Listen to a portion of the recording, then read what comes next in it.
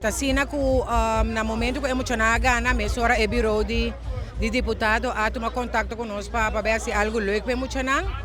Anteori nada na dinam parte, ora nós junto com o Pony League naturalmente nós organizar o optocht para nang. Anto a hora que não também passa, lastimamente nós vamos vai full round boneiro.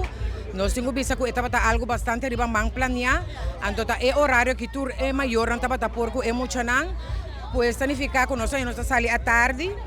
Então, eu tenho que acabar também de dia, claro. Nós não queremos acabar de suco, pois, lastimamente, nós não podemos ter rincão, mas me espera que o pariente de rincão para vir praia, para vir apoiar emocionante, mas agora nós estamos dando ranchi,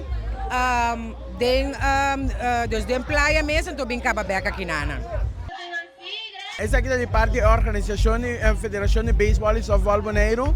A ver, nós estamos poniendo força junto para nós celebrar com nós emocionantes. Nós campeões de Pony League zona de Caribe, U10 Atananki.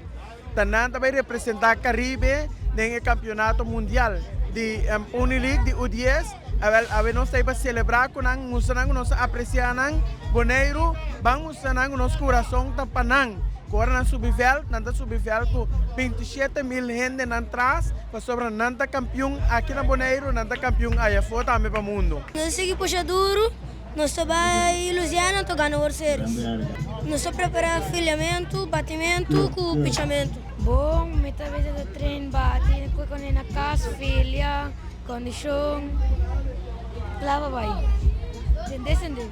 Duche, nós passa duche, água nós passa mais duche mesmo.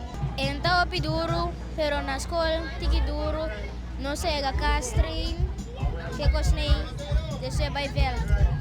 Então, misa é pueblo na Boneiro, danke, para turcos, nabi apoianos, guia nos turcos.